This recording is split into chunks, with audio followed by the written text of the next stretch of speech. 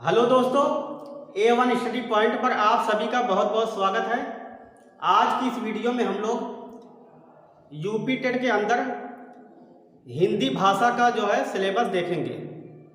जैसा कि आप सभी को पता चल गया होगा न्यूज़पेपर के ज़रिए से कि माननीय योगी आदित्यनाथ जी ने यूपी टेट और सुपर टेट की परीक्षा कराने के लिए कुछ सदस्यों का आयोग बना दिया है और यही आयोग जो है यूपी टेट और सुपर टेट की परीक्षा कराएगा।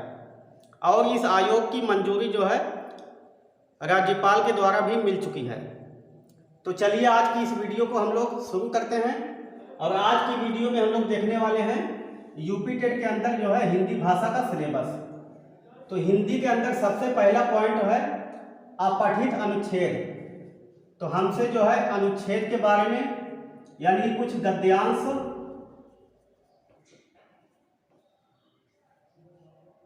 और पद्यांश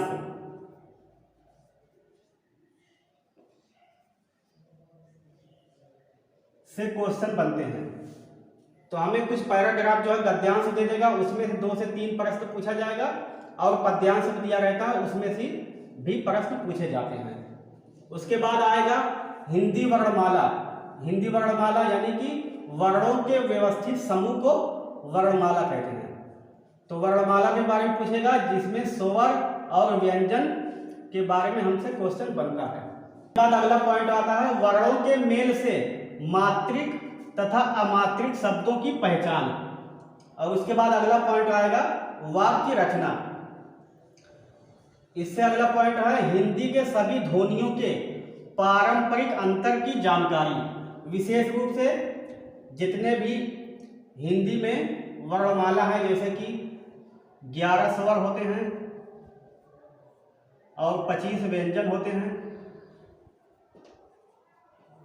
और 4 ऊष्म व्यंजन होते हैं, 4 संयुक्ताक्षर व्यंजन होते हैं, इन सब की जो है ध्वनियों के बारे में पूछा जाएगा। और अगला पॉइंट आता है हिंदी भाषा की सभी ध्वनियों जैसे कि वर्णों, अनुस्वार, अनुनासिक एवं चंद्र बिंदु में अंतर, इसके बारे में हमसे पूछा जाएगा। और अगला पॉइंट है संयुक्ताक्षर एवं अनुनासिक ध्वनियों के प्रयोग से बने शब्द।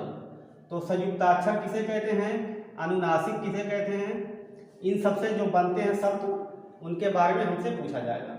अगला पॉइंट आता है सभी प्रकार की मात्राएं। मात्रा भी हमसे पूछा जाता है।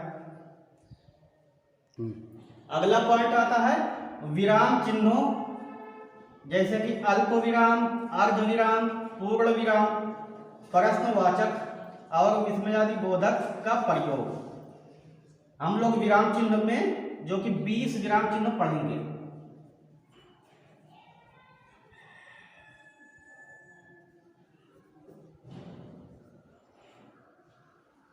अगला पॉइंट आता है विलोम शब्द, समानार्थी, तुकांत, अतुकांत और समान ध्वनियों वाले शब्द। अगला पॉइंट आता है संज्ञा।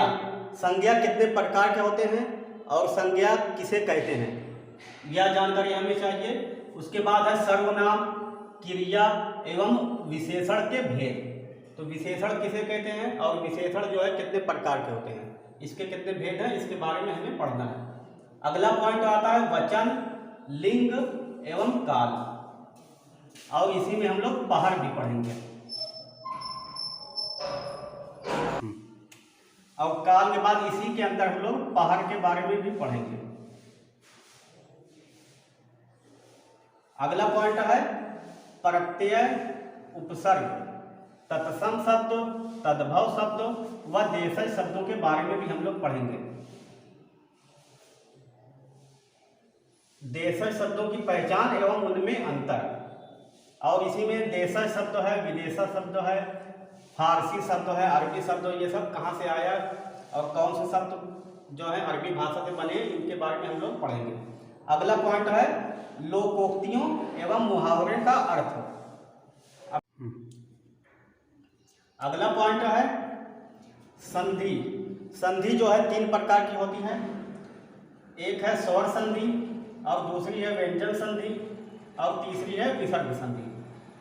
तो हम लोग जो है यूपी टेट के अंदर 3 प्रकार की संधि पढ़ेंगे और स्वर संधि के अंदर हम लोग 5 संधि पढ़ेंगे, जिसमें दीर्घ संधि, गुण संधि, विरिद्ध संधि, यड़ संधि और आयादी संधि को हम लोग पढ़ेंगे। और यूपी टेट के अंदर जो है सिलेबस में छंद और रस जो है मेंशन नहीं किया गया है, लेकिन हमसे यूपी टेट के अंदर छंद के बारे में क्वेश्चन बनता है। छंद से क्वेश्चन पूछे जाते हैं और रस से भी क्वेश्चन पूछे जाते हैं। तो छंद के अंदर हम लोग पढ़ेंगे दोहा, सोरठा, चौपाई, छप्पर आदि। के अंदर भी हम लोग रस के अस्थाई भाव पढ़ेंगे और इसकी परिभाषा को जानेंगे। अगला पॉइंट है वाच्य। वाच्य के बाद आएगा समास एवं अलंकार। तो हम लोग जो है समास और अलंकार की जो है विस्तार से व्याख्या करेंगे। अगला पॉइंट है कवियों एवं लेखकों की रचनाएं। कवियों एवं लेखकों की रचनाएं यानी कि हमें साहित्य के बारे में पढ़ना है, हिंदी साहित्य।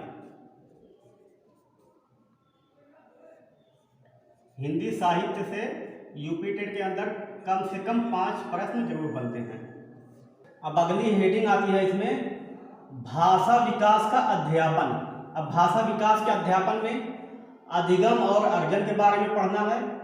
और अगला पॉइंट है भाषा अध्यापन के सिद्धांत और इसी में सुनने और बोलने की भूमिका, भाषा का कार्य तथा बालक इसे किस प्रकार एक उपकरण के रूप में प्रयोग करते हैं।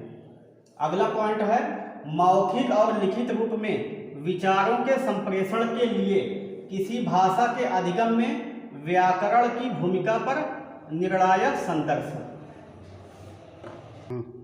अगला पॉइंट आएगा इसमें एक भिन्न कक्षा में भाषा पढ़ाने की चुनौतियां, यानी कि अलग अलग कक्षाओं में किस तरीके से भाषा पढ़ाना चाहिए और उसके अंदर क्या क्या चुनौतियां, यानी कि एक भिन्न भिन्न कक्षाओं में किस तरीके से भाषा पढ़ाना चाहिए और उसके अंदर क्या क्या चुनौतियों का सामना करना पड़ेगा, उसके बारे में हमें जानकारी प्राप्त करना है। और भाषा की कठिनाइयाँ, त्रुटियाँ और विकार।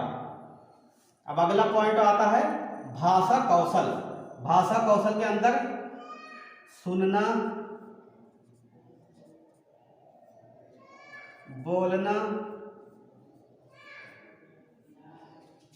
पढ़ना और लिखना,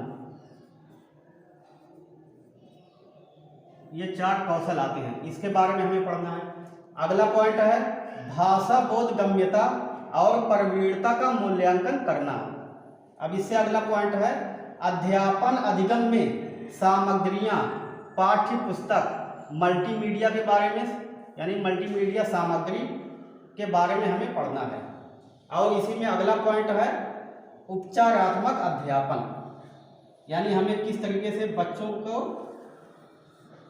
हमें किस तरीके से बच्चों को पढ़ाना है, उनके अंदर क्या क्या कमी है और उसको कैसे सुधार करना है, इसके बारे में हमें पढ़ाना है यानी पढ़ना है। इस वीडियो को यहीं पर समाप्त करते हैं। जो लोग भी इस चैनल पे पहली बार आए हैं वह इस चैनल को सब्सक्राइब कर लें, क्योंकि इस चैनल पर यूपी टेट की जो है पूरी कंप्लीट प्रिपरेशन कराई जाएगी। आशा करते हैं यह वीडियो आप सभी को पसंद आई होगी। अगर पसंद आई हो तो इस वीडियो को लाइक, शेयर और इस चैनल को सब्सक्राइब करें। धन्यवाद।